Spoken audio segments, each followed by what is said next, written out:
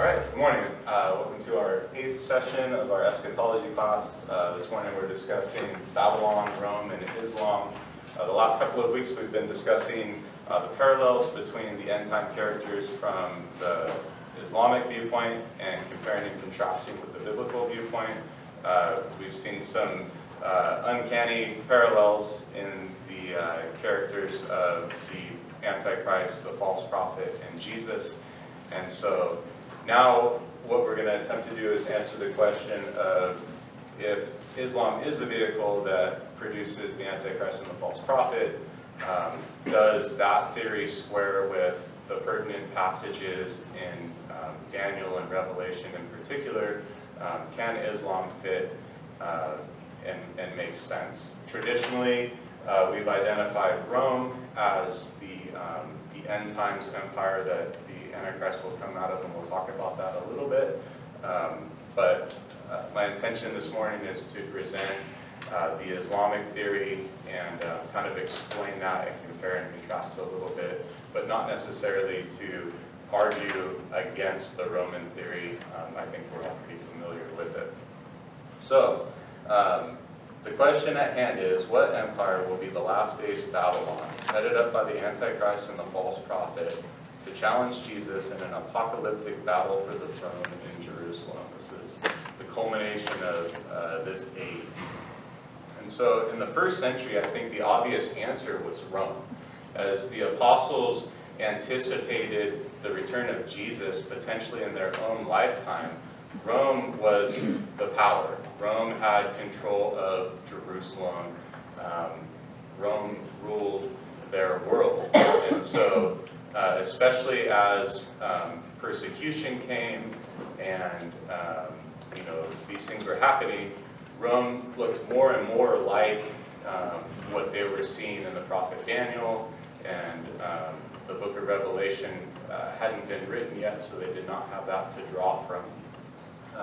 But the early church did expect an Antichrist. They did expect this kingdom that would persecute the Jewish and Christian people, and ultimately the Messiah would return and crush that kingdom and establish his throne.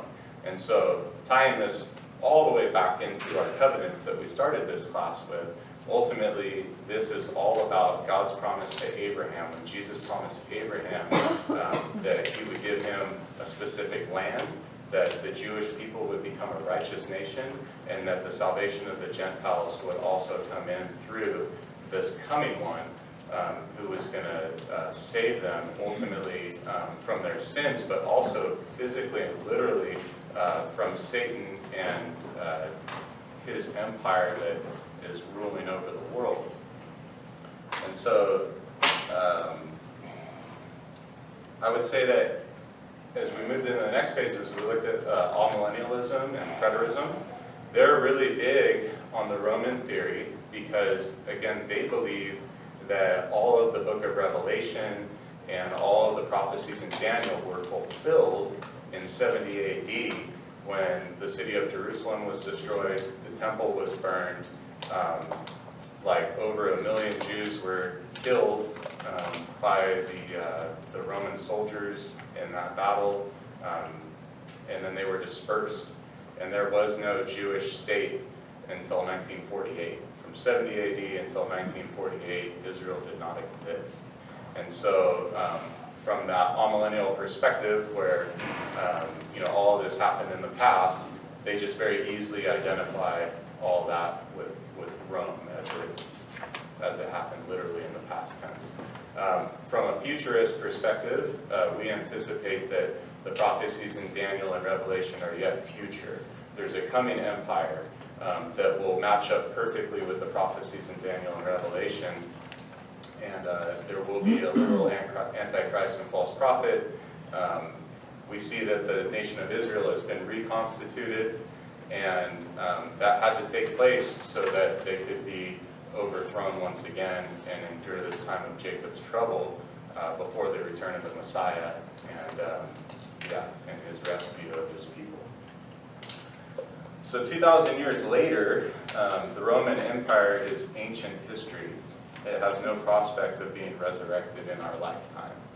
I know that when we look at theories about a revived Roman Empire, we kind of look just to Europe in general, right? Because that's where the Roman Empire was primarily in control.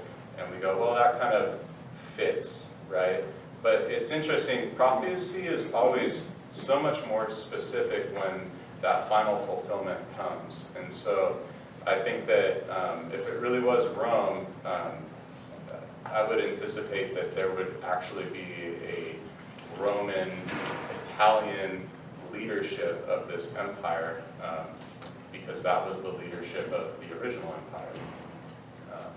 But if it's Islam, then we need to look at that. Now, regarding the Roman Empire, just a little bit of history. The Western Roman Empire, founded in what is modern-day Italy, was founded in 27 BC, right? So we're talking quite a few years before Jesus was born, they came into power. And then the Roman Empire was divided into East and West in 395 AD, so about 400 years after Jesus, the empire was split. And so you had one capital in Rome, and then you had a second capital in what's modern-day Turkey. The modern-day city of Istanbul was called Constantinople. Okay. Constantinople is named after Constantine. He converted to Christianity, right, and made that the national religion. And then obviously in Rome, Rome has been Christianized as well. Rome is considered the most Christian city on the planet because of the Roman Catholic Church having control of Rome today.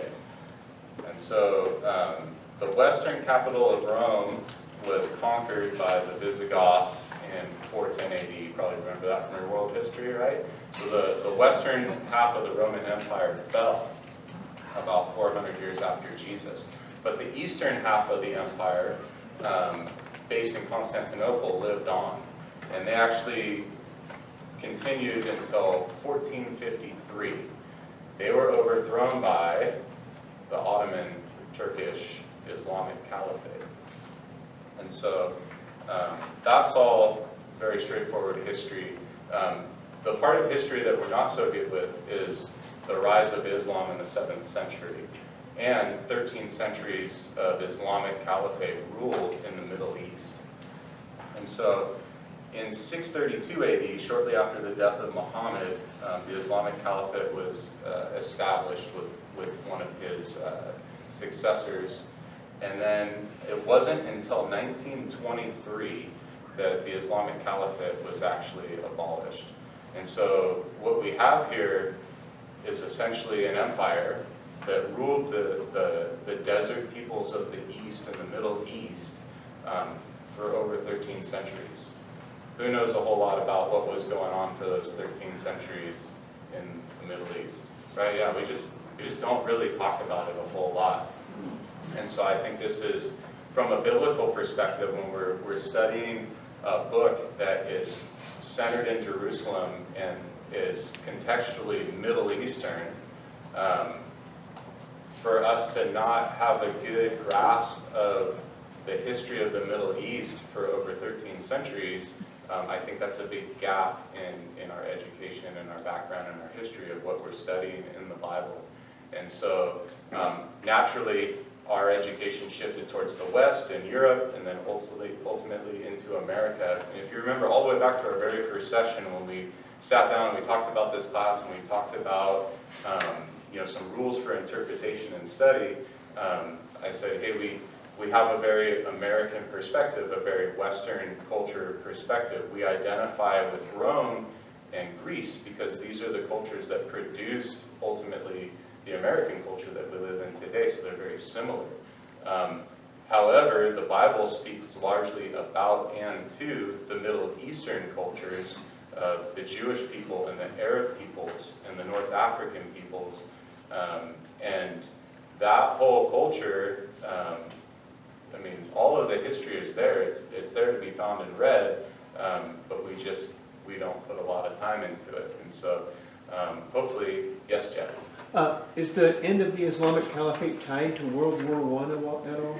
Yeah, so just kind of going back into the history books a little bit, when Ataturk took over in Turkey and established the Turkish Republic, you had like all the colonialism going on throughout the Middle East, and the European powers came in, like France and Britain and even the United States were taking their pieces of the Middle East and pushing their influence.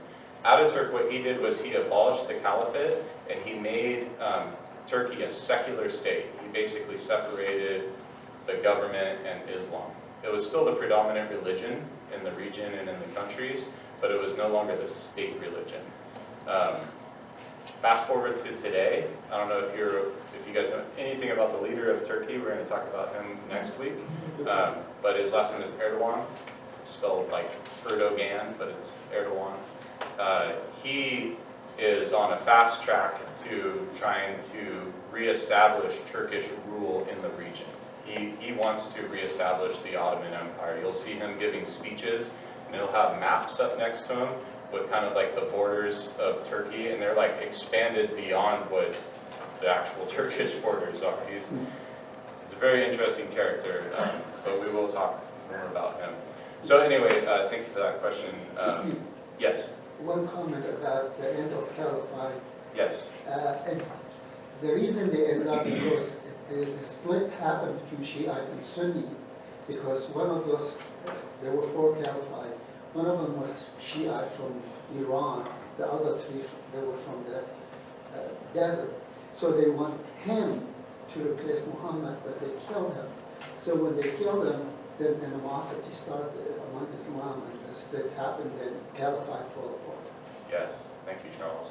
I don't know if you guys heard all of that, but yes, there's been a lot of dispute and division within Islam. It's characterized Islam actually almost from the beginning. Yes, Mel? Yeah, one of the interesting things about Turkey was that they're part of NATO, and the idea now is to have Finland and Sweden join NATO, and for some reason the Turks are a little bit against that, and I couldn't figure out what the deal is. You know why? Yeah, why? Because the guy who tried to topple down Erdogan escaped to Sweden. He's in Sweden, they protect him as a, like, you know, what's his name from Obama, ran away to Russia. It's the same thing. So he's not accepting him because he's there, is protected by Sweden. So they're against Sweden becoming a NATO country. Yeah. We're also, like, and Erdogan's number 2 is hiding in Pennsylvania somewhere right now, so he's not real happy with us. Yeah, lots of interesting modern things. All right, so we're going to cover 4 passages today, and we're going to kind of breeze over them. We can't get super deep into them, or we'll never get through it. But I chose these 4 passages in particular because these are the 4 passages that are kind of like your 4 pillars of the Roman theory. These are the passages that we look at and we go, okay, this last empire that produces the Antichrist, we've looked at these passages and we've interpreted this empire as Rome, okay? And so I chose those specifically because if the Islamic theory is viable, then we need to be able to look at those passages and say, well, does Islam fit the criteria? And it really comes to that word criteria. We got to look specifically at the language of these verses because they're very specific and they make a huge difference in some instances as to what actually qualifies as being able to fulfill the prophecy. So our first passage is probably one of the most famous passages in all of the Bible is Daniel 2. Daniel 2 is the passage King Nebuchadnezzar. He has his dream of this metallic statue. He's so disturbed by this that he calls in all of his magicians and soothsayers and says, hey, I need you to interpret this dream. They say, sure, tell us the dream and we'll interpret it for you. And he says, no. He says, you tell me what the dream was and you interpret it or all your heads are going to roll, right? And they're in big, big trouble, right? Because nobody's going to be able to come up with this, except the God of the universe who reveals mysteries and dreams and sent this dream reveals it to Daniel, okay? And so one really important part of the context of this that I need to highlight is that this dream was given to King Nebuchadnezzar. He is the king of the Babylonian Empire, okay? And so when we're looking at these successive nations or empires that are going to follow Babylon, we have to understand it in a Babylonian context, okay? These successive empires are going to rule over Babylon, and we're going to talk about that a little bit. And so when we're looking at them, we see that Medo-Persia conquers the Babylonian Empire and then expands it out a little more. And then after that, the Greeks come with Alexander, right? And they conquer Babylon and they expand the empire a little bit more. Rome comes along and they never really make it east of Israel. Rome doesn't come anywhere near Babylon when their empire is at its greatest extent. They rule modern-day Turkey and Asia Minor, along North Africa and all of Europe, but in terms of the geography of Babylon, Medo-Persia, and Greece, the Roman Empire never conquered all of those lands, and especially not Babylon, not even close. Yes, They were Charles? more powerful Roman in Syria, Jordan, Lebanon. Yes. Because they have a lot of culture and history, and like what's in Europe, they have a lot of those what do they call them, stadiums, around Oh yeah, the Roman amphitheaters. amphitheaters, yeah. They have a So lot yeah, of- so when we see the Roman Empire, it came into Turkey and down through Syria, through Israel, part of Jordan there, and then down into Egypt and across North Africa, right? So they basically had, if you look at the Mediterranean Sea, they kind of just ruled all around the Mediterranean, but they never got far east. They didn't get into Iraq, they didn't get into modern day Iran, they didn't get all the way over towards like Afghanistan and India. The Babylonian and the Medo-Persian and the Greek empires did. They expanded into all those areas. And the next empire to conquer those specific lands was the Islamic Caliphate. They had all of that same area and region that the previous empires did.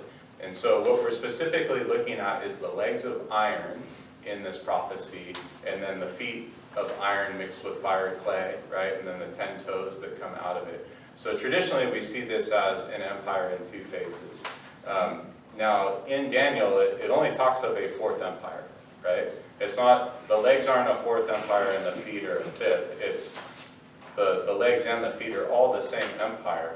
But what we're seeing is that this empire comes in two phases, right? And so this is where we've always had the idea of, Rome is the legs of iron, and then the Antichrist empire is the revived Roman Empire.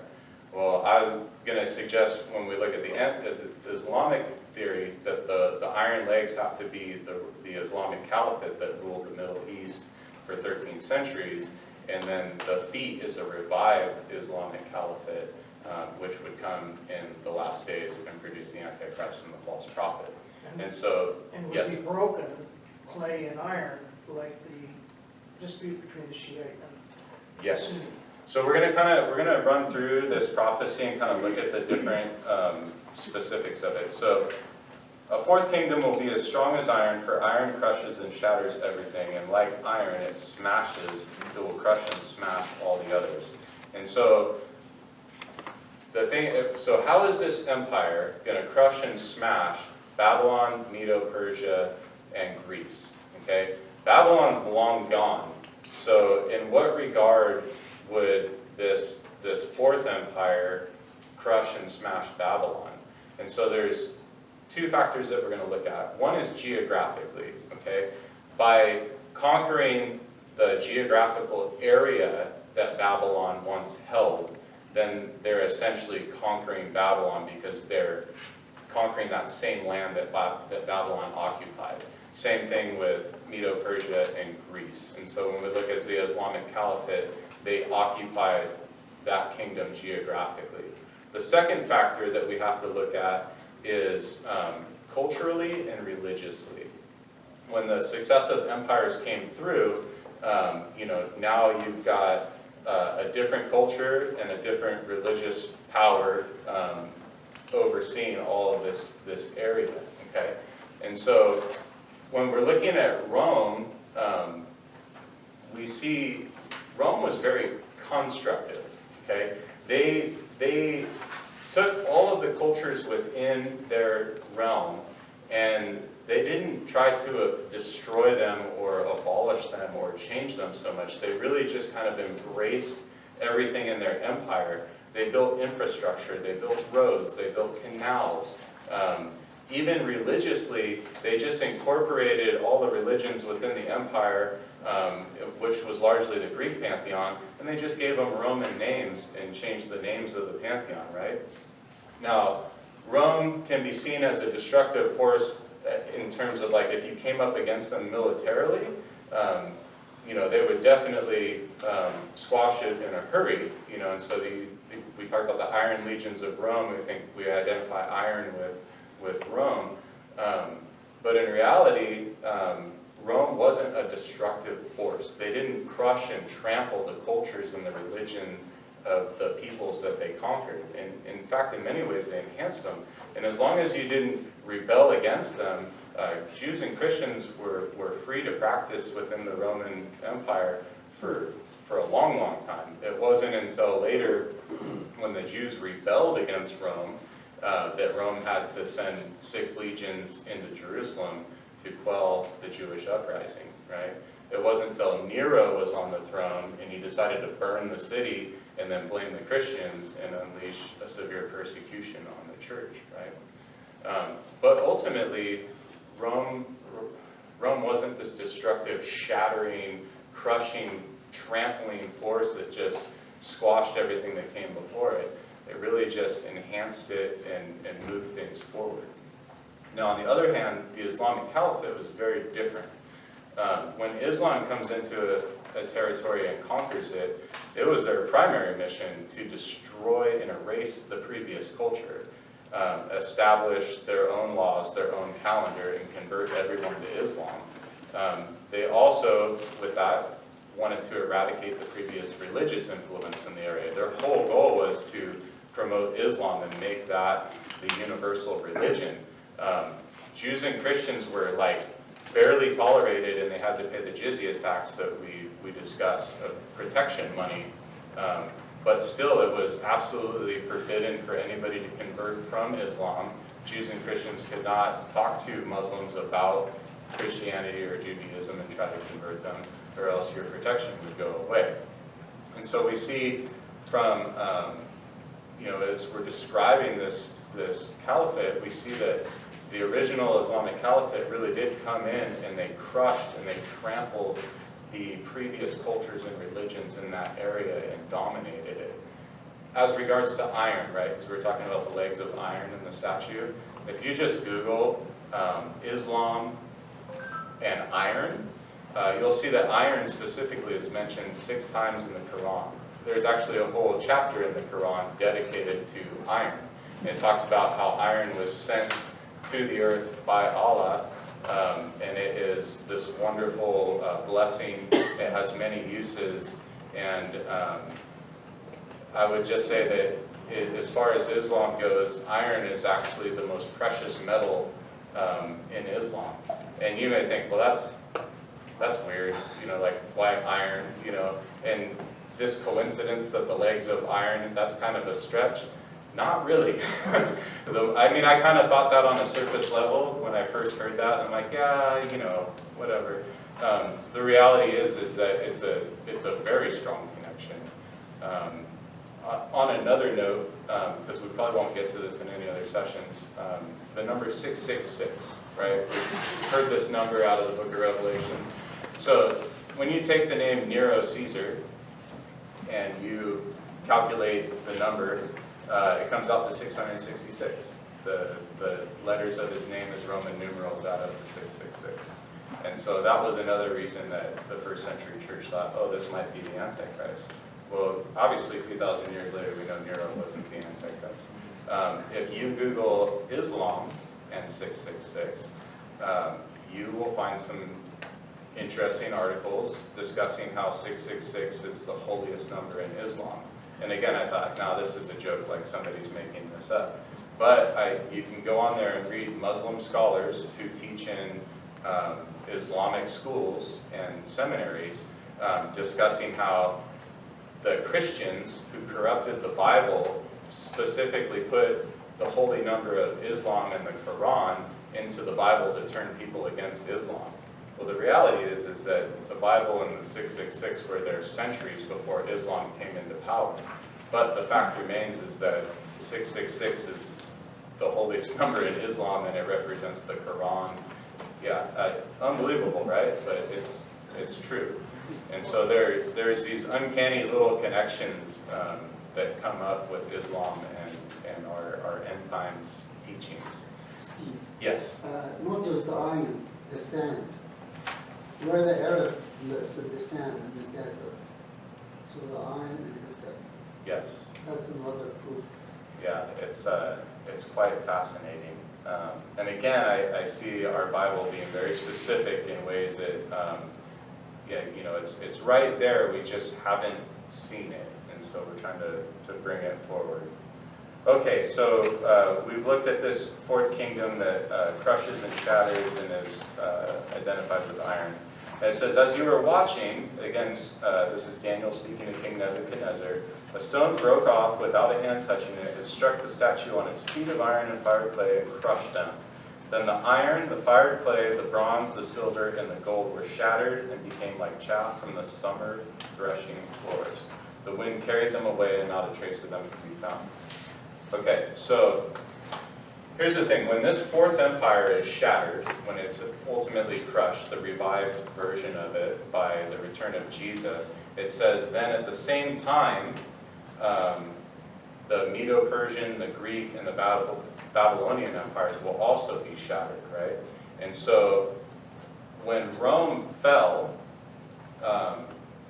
that didn't really qualify as far as the geographical area that we're looking at in this text, because when Rome fell, Babylon didn't fall with Rome. Babylon wasn't under Rome's sphere of influence, right? And so whatever this empire is, when it falls, it also needs to encompass the territory of Greece, Medo-Persia, and Babylon, right? And so when we're looking at the Islamic theory, that does encompass that geography, whereas Rome was primarily based over in the West in Europe. So Steve, another comment regarding how the Islam interfered in the West. The investment they did with their oil money,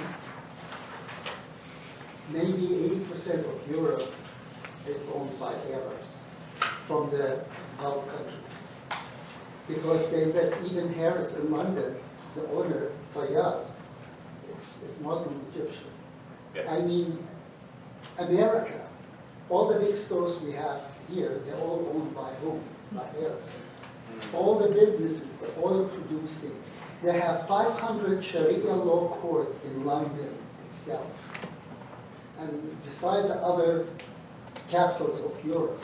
So Islam is interfering, it's going like cancer in the fiber of European and the West by investing their money wisely into industry, into infrastructure, into teaching, like we said, they're teaching Islam in our universities and colleges. We're sitting like blind. We don't know what's happening, but they're taking over all the West. Okay, so one last comment on Daniel 2, as we're looking at the description of this kingdom, this fourth kingdom in Daniel 2. It says, you saw the feet and toes, partly of potter's fired clay and partly of iron. It will be a divided kingdom. And so we're looking at this fourth kingdom, and we're saying, all right, it needs to be divided by nature in some way, right? Somehow it's united, but not really, right? And so if we're looking at Rome and we're trying to say, well, yeah, the Roman Empire was a divided kingdom, the best interpretation that really can be put forth is that, well, the Roman Empire was divided east and west, right? But really, the East and Western Empire, after it divided, only overlapped by like 100 years, right? And then the Western Empire fell. And so the Roman Empire really kind of just shifted. It was whole, it was divided, and then the western half went away, and it survived on.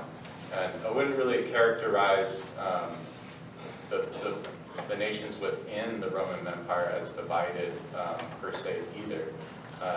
However, looking at the Islamic Empire and the Islamic nations and peoples, they've been divided since the beginning. Charles mentioned that they have this break between Shia and Sunni. There are actually other factions, Alawite, like the leader of Syria is an Alawite. There's different factions within Islam. But one thing I want to go back to, which is interesting, is actually Genesis 16. Okay? In Genesis 16, you'll remember that Hagar, the mother of Ishmael, finds herself out in the desert. She's been banished from the camp of Abraham, and she lays Ishmael down, thinking he's going to die. She goes and lays down because she can't stand to see him die. And who comes to her? The angel of the Lord. We know him to be Jesus. Jesus comes to Hagar in the desert, and she tells her, essentially, or he tells her that essentially that Ishmael is going to survive. He actually gives a prophecy over Ishmael, which is quite fascinating and quite pertinent to our study. But the highlights of it is that you'll see that Ishmael would become a great nation. He would have 12 sons, 12 princes. The quote here is that he will be like a wild donkey. His hand will be against everyone, and everyone's hand will be against him, and he will settle near all of his relatives. So this is the ancestor of the Arab peoples. Okay, the ancestral brother of the Jewish people, right? And so this whole issue of Islam and Judaism and Gentile Christians being grafted into Judaism, right, with the Jewish people, this is the story of Isaac and Ishmael. Okay, this story is as old as our Bibles, right? And so when we're looking at the end times, it really makes a lot of sense from the Islamic perspective that the feud between Isaac and Ishmael would ultimately come to a head at the end of the age. And obviously Ishmael is the father of the Arabic peoples, the mixed peoples of the desert to the east and surrounding Israel, which are the Muslim majority nations today. These are the peoples that we're talking about. And so if Islam is this empire that we're looking towards, it's made up primarily of the descendants of Ishmael and the Muslim peoples, and it all comes back to a head with Israel and Jerusalem in the end. Let's see what else I have here. So the key here is that the Arabic peoples have always been very divided. They've been divided. And the characteristic of this final empire is that it's a divided empire. They may intermarry and mix, right? The word mix in Hebrew, I know this is another one of those coincidences where I kind of rolled my eyes. The word in Hebrew is Arab. It's Arab. It means mixed. The ancient word, the title given to the Arabic peoples of the modern day came from the Hebrew word, which means mixed. And so when we're looking at this specific prophecy in Daniel 2, and it says that they will mix, they will intermarry, but they won't be unified. The word is Arab. And so coincidence, like I said, I kind of eye rolled in the beginning, but the more I looked into it, it's a pretty legitimate argument. It's just not really getting around it. And so I think, again, it just really lends itself to the specificity of God's prophecies and how they'll be fulfilled. So if that is the case, that's just another thing that we'll look back at someday and go, wow, it was right there. Okay, we have to move on. Our second passage is Daniel 7. Now, Daniel 7 is a dream that was given to Daniel. Okay, remember Daniel is in Babylon, but this is given to him, not the king of Babylon. And he sees a succession of 4 beasts in his dream.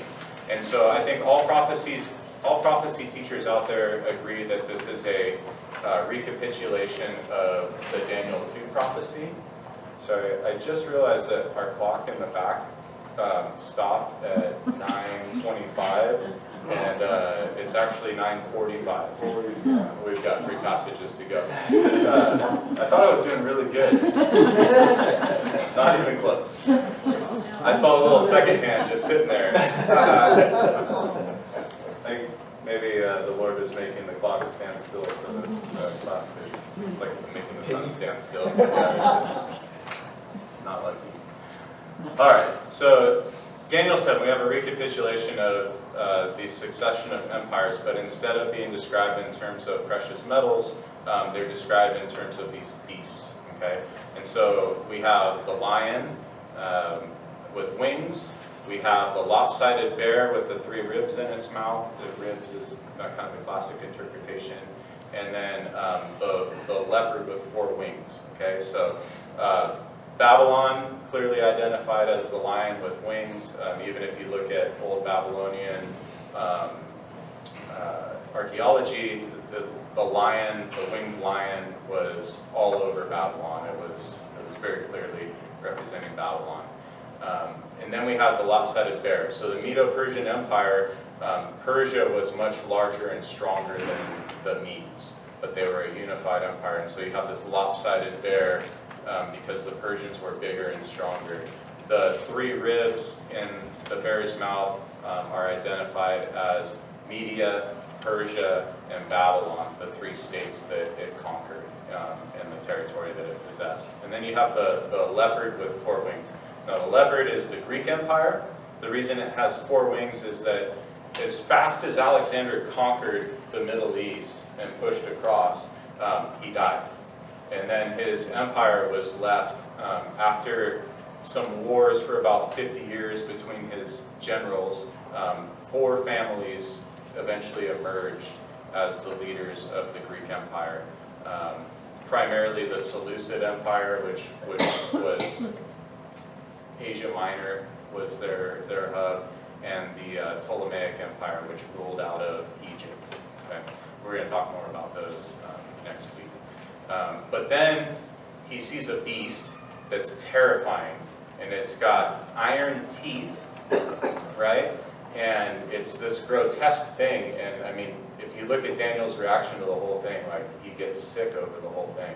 And so we're fortunate enough to have the interpretation of this dream, right? And so he goes to the angel and he asks him, and he says, what does this mean, right?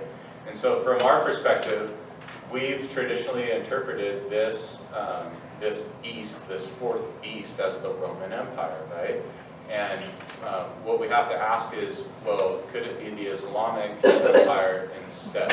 Okay? And again, we'll see a description of this beast. It says, suddenly a 4th beast appeared, frightening and dreadful, incredibly strong, large iron teeth. It devoured and crushed, it trampled with its feet whatever was left. It was different from all the beasts before it, and it had 10 horns. Now I will say, in regards to like phase 1 and phase 2 of an empire, this definitely is the eschatological version of the empire. This is really describing the Antichrist empire. But it does have ties back to the statue, right? Because we have iron represented in here, and it also, just like it said, it crushes and trampled. It says it crushes and trampled with its feet whatever was left, right? Everything that came before it. And this is that description of not only conquering land, but culture and religion and everything else within their sphere. Okay? And so again, I would say this is a very accurate description of what the Islamic Caliphate did as it ruled the Middle East for all these centuries. And very different from Rome, which again I would argue was a very constructive empire in many ways. But ultimately the 4th beast produces the little horn. And this is where we're introduced to our Antichrist, right? And while this 10-horned beast clearly corresponds to the 10-toed kingdom of iron and fire clay, it's primarily a picture of the eschatological phase of the kingdom. So I think the key here is when you're reading Daniel 7, I think he's really, this whole vision is really looking forward to an empire that hasn't existed yet. I think he's really, it's got hints of the historical empire, but I think this is really much more of a description of the future empire that's coming, especially because it starts to highlight the king of this empire, who is clearly the Antichrist, right? Then Daniel 7 goes into this whole scene of the Son of Man coming and the kingdom being presented, the Antichrist being judged, and we could probably teach for weeks on Daniel 7 in and of itself, but we have to move on here. Our next passage is Daniel 9:26. It's a single verse, and this is probably the single most convincing argument to identify Rome with this coming empire. And so what it says here is the people of the coming ruler, or in some translations, the people of the prince to come. This is a reference to the Antichrist. Will destroy the city and the sanctuary. And so there's this prophecy in Daniel that says, hey, the people that, the kingdom that's going to eventually produce the Antichrist, the people, they're going to be the ones that destroy Jerusalem and the temple, right? And so the Romans overthrew Jerusalem and burned the temple in 70 AD. Therefore, the Antichrist must be Roman, right? I mean, this has kind of been like a slam dunk in our prophecy teaching forever. It just goes in line with everything else. Well, not so fast. Let's take a look at, we've got a lot of history and a lot of things to consider. I don't have time to read the quotes and the sources right now, so I'm going to give you the highlight of the conclusion, and I have the information available. It's actually neatly condensed in one of the chapters in this book here.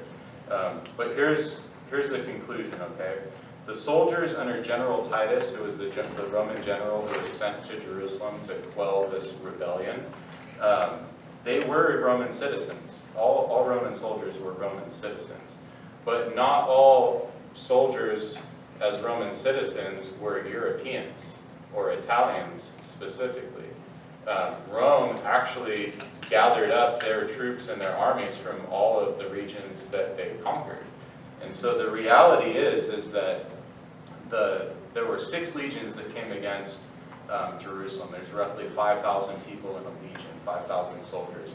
And then they also gathered up volunteers and recruits from the neighboring kings to support them.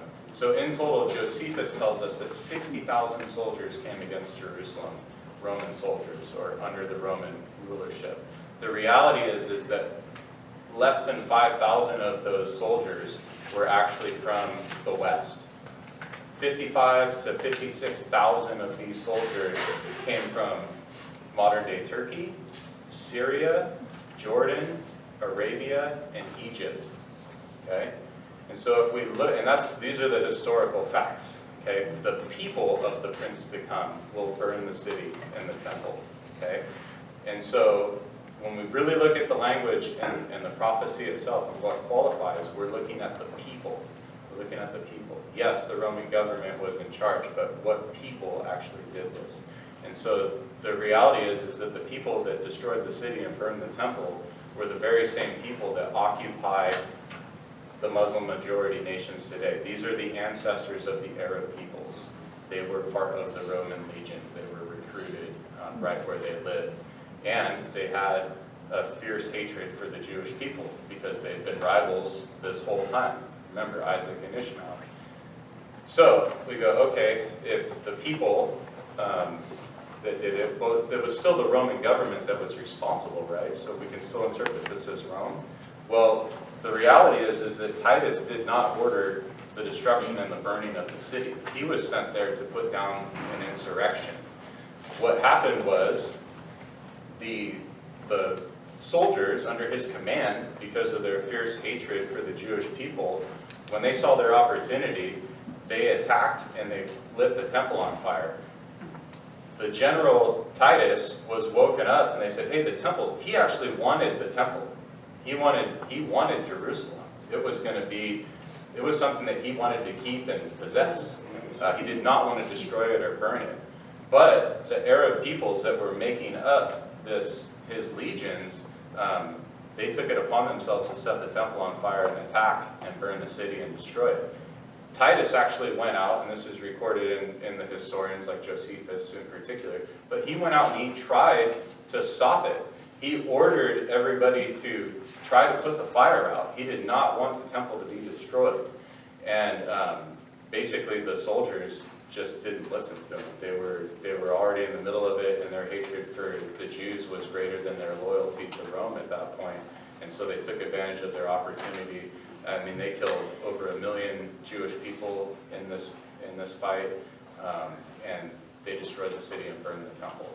And so, from this perspective, did the Roman government, did they initiate the destruction of the temple or the city? No, it wasn't them, it was the soldiers. And so I think on a very surface level, it's easy to say, yeah, Rome destroyed Jerusalem and burned the temple, so of course they're the ones that fit the description. But if we really look at it and we really match it up with the history of what happened, we see the people of the prince to come and the people of the ruler to come are the same people that are surrounding Jerusalem today that have an issue with the Jewish people being there, and if they had the opportunity, they would get rid of them in a heartbeat. Okay? Wild donkey. Wild donkey. That's right. All right, so I'll just say it's very plausible that the people of the coming ruler are the ancestors of the very people surrounding the nation of Israel today. All right, last passage, we got a couple of minutes. And this one is, this one's really important. This comes out of Revelation 13 and 17, and I'm going to skim it because we really just have a couple minutes left. It says, I saw a beast was like a leopard, its feet were like a bear's, and its mouth was like a lion's mouth. And so in Revelation, when we get a picture of this beast, we're like, well, this is straight out of Daniel. And we see that the beast is actually a composite of Babylon, Medo, Persia, and Greece. But no mention of the fourth kingdom. This is the fourth kingdom. And so if you're looking at Revelation for some clues here, looking back into Daniel, you'll see that this fourth beast is really a composite of Medo-Persia, Babylon, and Greece. There's no Rome in this picture, okay? And so I have to ask the question, is this what Daniel saw in his vision in Daniel 7, right? There's a lot of parallels there. Jumping ahead, also describing it, said, I saw the beast coming up out of the sea. It had 10 horns and 7 heads, and on its horns were 10 crowns, and on its heads were blasphemous names. And it says, the 7 heads are 7 mountains. They are also 7 kings. And so here's the key statement that we're going to look at real quick. It says, 5 have fallen, 1 is, and the other is not yet come. And when he comes, he must only remain for a little while. So this is the angel speaking to John, the apostle John, on the Isle of Patmos, right? Book of Revelation. And so it says 5 empires have fallen, okay? So we have Egypt, Assyria, Babylon, Medo-Persia, and Greece. It says 1 is. Who's in power while John's alive? The Roman Empire, right? And then it says there's another coming empire, and then we'll see that the beast that is itself an 8th king, but it belongs to the 7 who's going to destruction. We're talking about the Antichrist here in the Antichrist kingdom. And so we see that the 8th kingdom in this is the Antichrist kingdom. So what does all that mean, Steve? Well, what it means is if Rome is to fit into this picture as the final empire, Rome needs to be the 6th empire. It also needs to be the 7th empire. And then it also becomes the 8th empire.